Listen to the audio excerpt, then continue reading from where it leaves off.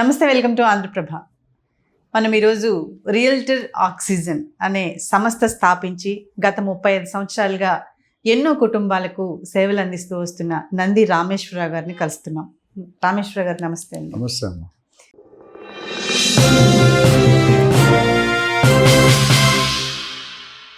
రామేశ్వరరావు గారు ఈ జర్నీ ఎలా స్టార్ట్ అయింది? ఇంత పెద్ద ఎత్తున ఈ సంస్థ స్థాపించి ఎంతో మందికి ఉద్యోగాలు ఇవ్వడమే కాదు, చాలా మందికి మంచి నీడనిచ్చే వారి సంస్థ ద్వారా ఎన్నో కుటుంబాలు కూడా సేద తీరుతున్నాయి. అసలు ఇందులో కష్ట నష్టాలు ఏంటి, అలాగే ప్రజెంట్ సిచ్యువేషన్స్లో ఇన్వెస్ట్మెంట్స్ ఎలా చేయొచ్చు, ఈ అనుభవాలన్నీ కూడా మనం అడిగి తెలుసుకుందాం. సార్, ఇప్పుడు స్టార్ట్ అయిన ఈ జర్నీ, స్టార్టింగ్ జర్నీ ఎలా స్టార్ట్ అయిందో మా ప్రేక్షకులకి తెలియజేయండి సార్. ఇది చాలా పెద్ద గాథం, ఇది విషాద గాథం స్టోరీ. మీరు ఇచ్చిన 2 నిమిషాల్లో చెప్పడం అంటే చాలా కష్టం, but I will try. Yes sir. అంటే ఇంత పెద్ద ఎత్తున ఇన్ని వేల మందికి మీరు ఉపాధి కల్పిస్తున్నారు, అలాగే చాలా మంది మీ దగ్గర స్థలం కొనుక్కొని ఇల్లు కొనుక్కున్న హ్యాపీగా ఉన్నారు. అనుభవం ఎంత పెద్ద అనుకున్నా, man below average. MBA PhD అంటే man below average, master of business. ఎప్పుడైతే గ్రో అయ్యామనుకున్నా graph will be down. Okay. So around 28-29 years back నేను ఒక ఇల్లు కొనుక్కుందాం అనుకున్నా. సో ఆ ఇల్లు చాలా ప్రీమియం. 3 రోడ్లు ఉంటాయి, ఏ ఇంటికైనా ఒకటే రోడ్డు కదా, కార్నర్ పెట్టితే. మా ఇంటికి 3 roads ఉన్నాయి. అది దొరకదు జనరల్ సిటీలో. మెయిన్ రోడ్డుకి 200 meters దూరం. మార్కెట్ రేట్ 5,000 ఉంటే సెల్లర్ 10,000 చెప్తున్నాడు. 3 సంవత్సరాలు పెట్టి అమ్మడానికి పెట్టాడు, ఎవరు కొనట్లేదు. 5,500 ఇచ్చే. నేను ఒక రోజు వెళ్ళా, మా ఫ్యామిలీ 20-30 ఫ్యామిలీ ప్లాట్ చుట్టూ ఉంటారు. 45 years old house, 18 inches house. ఇప్పుడు 4 inch కడుతున్నాం, 18 inches అంటే మేకేస్తే దిగదు ఇప్పుడు కూడా. సో వెళ్ళాం, మాట్లాడాం, డిస్కషన్ చేసాం, 7,000 ఫైనలైజ్ చేసాం. ఓకే. నోటీస్ ఇచ్చాం, 15 days రిజిస్ట్రేషన్ అయిపోయింది. అయిపోయిన తర్వాత రిజిస్ట్రేషన్ ఆఫీస్కి వెళ్ళిన తర్వాత లంచ్కి వెళ్ళి బయటకు వచ్చాం. అక్కడ ఒక మిత్రుడు కలిసాడు. అప్పుడు ఆ ప్రాపర్టీకి పర్మిషన్ లేదు, ఎలా కొన్నాం అని అడిగారు. సో అలర్జీ స్టార్ట్ అయింది. సాంగ్ ఉంది కదా నాని గారు, అలర్జీ స్టార్ట్ అయింది. సరే ఇంటికి వెళ్ళిపోయాం. జనరల్ గా మనం జాబ్ వచ్చినా, పెళ్ళైనా, పిల్లలు పుట్టినా, కొత్త ఇల్లు కొనుక్కున్నా సంతోషం ఉంటుంది. చాలా. నాకు 50% సంతోషం ఉంది, 50% బ్లడ్ బాయిల్ అవుతుంది. అవును, మనం చేసే ఇన్వెస్ట్మెంట్ ఎందుకు రాంగ్ అయింది అనే ఫీల్. మనకు అవగాహన లేదు, ఇప్పుడు మనకు నాలెడ్జ్ లేదు. ఎవరైతే చెప్తే నమ్మేసాం. గ్రామ పంచాయతీ కూడా లేదు, ఫర్గెట్ అబౌట్ DTCB చేయొచ్చు, గ్రామ పంచాయతీ కూడా లేదు. Okay sir. సో కొనేసాము, రాత్రంతా పడుకోలే, నిద్ర పట్టట్లేదు బేసిక్.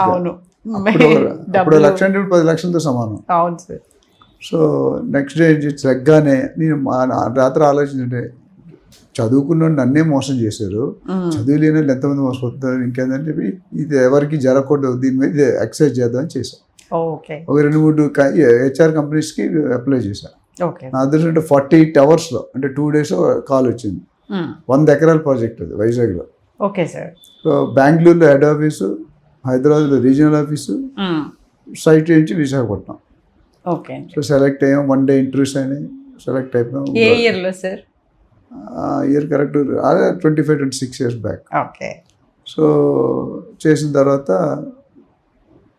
300 కోట్లు లోన్ తెచ్చాం బ్యాంక్ నుండి, SBI కోట్. అది ఒక 20-30 పెట్టుబడులు పడింది లోన్ రావడం. 300 కోట్లు అంటే ఇప్పుడు ఆల్మోస్ట్ 1000 కోట్లతో సమానం, 1000 కోట్లు 2,000 కోట్లు. సో లోన్ కూడా తీసుకుని మంచి ఎక్స్పీరియన్స్ వచ్చింది అక్కడ. గేటెడ్ కమిటీలో విల్లాస్ ఉన్నాయి, హైరైజ్ బిల్డింగ్స్ ఉన్నాయి, కమర్షియల్ బిల్డింగ్స్ ఉన్నాయి, ఆఫీస్ స్పేసెస్ ఉన్నాయి, రెసిడెన్షియల్ హౌసెస్ అన్నీ ఉన్నాయి, ఆల్ ఇన్ వన్. ఒక మల్టీనేషనల్ ఆర్కిటెక్ట్తో పెట్టుకొని. సో అక్కడ నేను వెనక్కి చూడలేదు. I was very happy. మా ఫ్యామిలీ వాళ్ళందరూ కూడా బుద్ధి శాలరీ జాబ్ వదిలేసి రియల్ ఎస్టేట్ బ్రోకర్ లాగా వెళ్తున్నాను. మా వైఫ్ ఒకటే సపోర్ట్ చేస్తుంది, మిగతా అంటే సపోర్ట్ అంటే దే ఆర్ నాట్ హ్యాపీ. ఆ కంపెనీ కార్ ఉంది, ఉద్యోగం ఉంది, జీతం ఉంది, ఎందుకు వీటికి కమిషన్ వేస్తుంది, సరే మనం వెళ్ళిపోయాం. సార్, ఇప్పుడు మీరు పదం అన్నారు రియల్ ఎస్టేట్ బ్రోకర్ అని చెప్పి.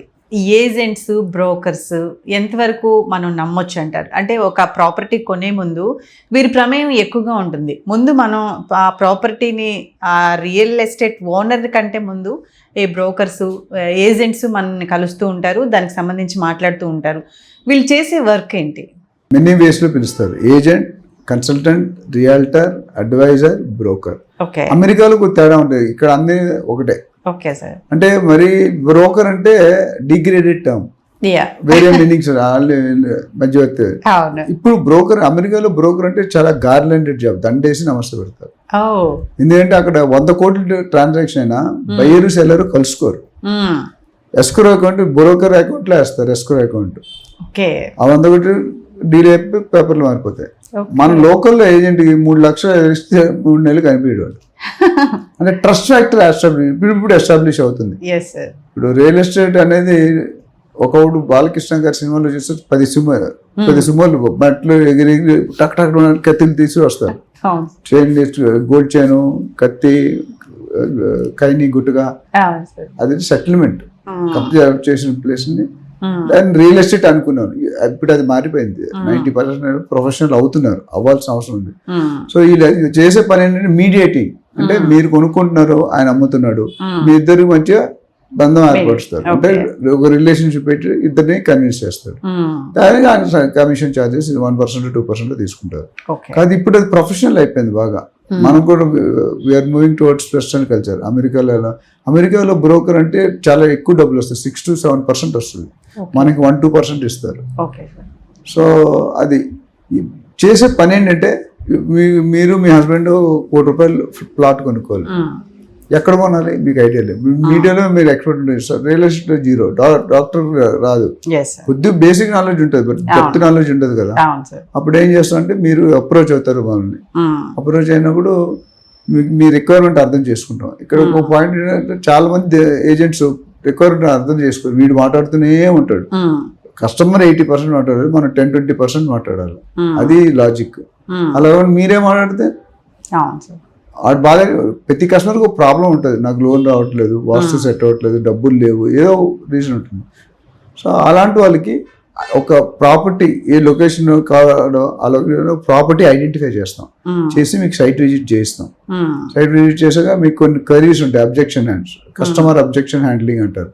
అంటే అర్థం ఏంటంటే మీకు ఈ లొకేషన్ మంచిదైనా, రేట్లు పెరుగుతాయా, ఎన్ని సంవత్సరాలు పెరుగుతాయి, అప్రిషియేట్ అవుతుంది, నేను పెట్టే రేట్ కరెక్టేనా, ఇవన్నీ అడుగుతారు. అవన్నిటికీ మనం హ్యాండిల్ చేయాలి.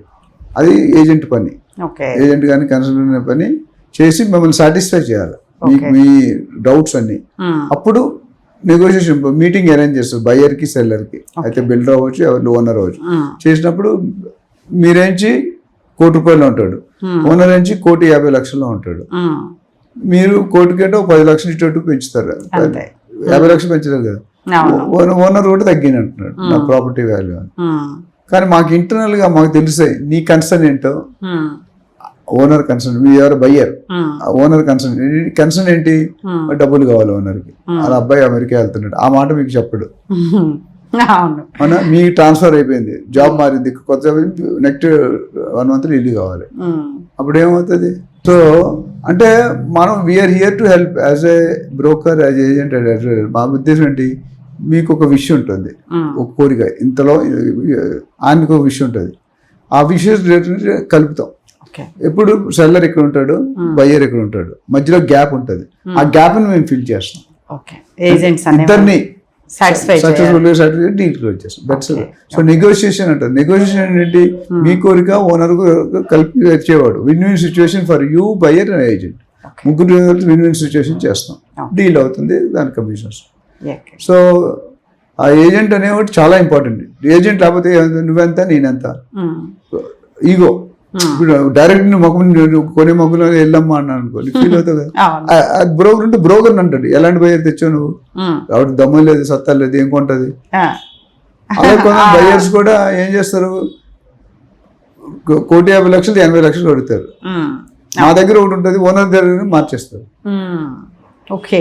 ఇవి జరుగుతుంది. ఇవన్నీ ఈ చంపేది కొడతాడు, వీడు ఈ చంపేది, మధ్య శాండ్విచ్ మనం, అందుకనే కమిషన్ తీసుకుంటాం.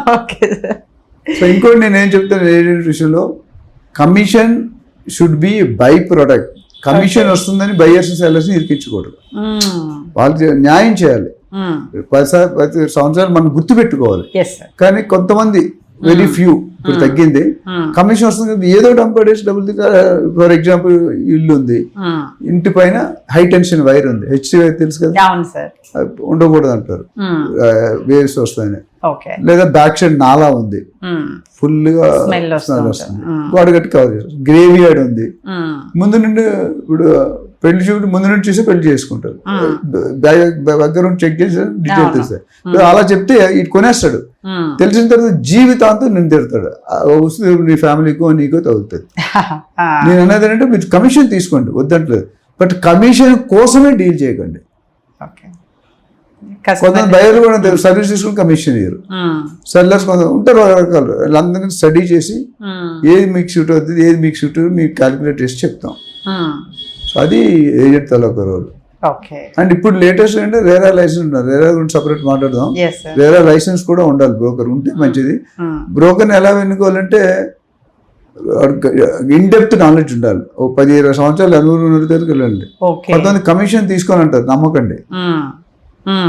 ఇప్పుడు ఫ్రీగా ఎవరు చేస్తారు? మీరు చేస్తారు, నేను చేస్తాను. మీ కంపెనీ కమర్షియల్ ఇస్తుందా? 150 అడిగితే ఇస్తారు కదా. సో మన ఇండియాలో ఎస్పెషల్లీ సౌత్ ఇండియా ఏంటంటే చూస్తుండగా సూది పోకూడదు, చూడకుండా ఏమి పోయినా వాళ్ళు.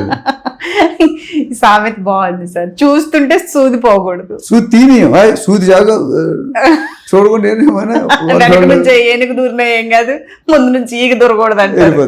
ఎస్, కరెక్ట్ సార్ అది. సో అంటే అందరు కొంతమంది. అవును. సో నేనేమంటానంటే మీరు సర్వీస్ తీసుకోండి, సర్వీస్ కస్టమర్ కూడా సర్వీస్ తీసుకొని వీడు ఆల్టర్నేటివ్ మెథడ్ ఎత్తుక్కోండి. So agent role is very important. మీరు చూడండి, కొంచెం ఎక్స్పీరియన్స్ ఉన్న ఏజెంట్ ని సెలెక్ట్ చేసుకోవాలి. నాలెడ్జ్ ఉండాలి, మార్కెట్ నాలెడ్జ్ ఉండాలి, ప్రొడక్ట్ నాలెడ్జ్ ఉండాలి, జోగ్రఫికల్ నాలెడ్జ్ ఉండాలి, లీగల్ నాలెడ్జ్ ఉండాలి, డాక్యుమెంటేషన్. There are 10 parameters. ఒక టైప్ అయినా మీరు శంకించాలి. ఓకే. మార్కెట్లో వేల కదా లక్షల మంది ఏజెంట్స్ ఉన్నారు. హైదరాబాద్లోనే 10 లక్షల ఏజెంట్స్ ఉంటారు. 10 లక్షలు మీకు ఒకటి మంచి దొరకడా? కాకపోతే టైం స్పెండ్ చేయరు. నేను బిజీ అని 2 కోట్లు పెడతారు, 2 గంటలు ఇవ్వడు. ఎవరు మధ్య తెలిసి ఆ వెళ్ళిపోతారు. ఒక కేసు ఏమైందంటే, ఇద్దరు క్లాస్మేట్స్ 60 సంవత్సరాలు ఏజ్, 60-62. ఒక ఆయన ఇద్దరికి ఒక కొడుకు. ఒక కొడుకు నుంచి రియల్ ఎస్టేట్ ఏజెంట్ చేస్తాడు, ఇంకో కొడుకు అమెరికాలో సాఫ్ట్వేర్ జాబ్ చేస్తాడు. ఈ అమెరికాలో పనిచేసిన ఫాదర్ అమెరికాకి వెళ్తాడు వెళ్ళని చూడడానికి. కొద్ది డబ్బులు ఉంటాయి, ₹1,00,00,000. ఆ ₹1,00,00,000 ఇక్కడ ఈ కొడుకున్నాడు నమ్మి ₹1,00,00,000 ట్రాన్స్ఫర్ చేస్తాడు. 10 లక్షలు. 6 నెలల తర్వాత ఇండియాకి వస్తాడు. ఆ బిల్డర్ దగ్గరికి వెళ్తాడు, ఎవరు నువ్వు అని అంటాడు. అదేంటి సార్ నేను ₹1,00,00,000 ఎక్కడ కట్టావు అంటే, రెసిప్ట్, ఫేక్ రెసిప్ట్స్ అని. అప్పుడు వాళ్ళ ఫ్రెండ్ దగ్గరికి క్లియర్ అంటే, అవును అంకుల్ నాకు డబ్బులు అవసరం ఉంది, మేము 10 years రిటర్న్ చేస్తాను అయిపోతుంది. సో మనం టైం స్పెండ్ చేయాలి. అందరూ అన్ని ఒకటే 1 to 5 అందరూ అలా ఉండరు, కొంతమంది. వాళ్ళ కోసం చెప్తున్నా. కొంతమంది కావాలని ఇరుక్కుంటే వాళ్ళు ఇరుక్కుని వీళ్ళు ఇరికిస్తారు, రెండూ తప్పే. గాంధీ గారు ఒక స్టేట్మెంట్ కోట్ చెప్పారు, చాలా ఇష్టమైంది. Customer coming to your services is not an interruption. He is doing a favor by coming to you. You are not doing any favor by serving to him. అలాగే రతన్ టాటా గారు ఏమన్నారంటే, నీకు ఎన్ని బంగ్లాలు ఉన్నాయి, ఎన్ని కార్లు ఉన్నాయి, ఎంత డబ్బు ఉంది, ఎంత పర్వతం ఉంది కాదు, ఏం ఇంపార్టెంట్ నువ్వు పుట్టిన తర్వాత ఎంతమంది జీవితాన్ని ఎన్రిచ్ చేసావు, అది ఆయన రోల్. ఆయన వేల లక్షల మందికి ఇచ్చాడు ఆశ్రమం. 66%, 67% చారిటీ. అందరికంటే టాప్ లో వస్తాడు ఆయన, మొత్తం ఆశ్రమం. అలా లేదు. So agent is very good, provided select good. 3-4 మాట్లాడండి, 4 తేడా తీసుకుని అప్పుడు తీసుకోండి, దట్స్ బెటర్.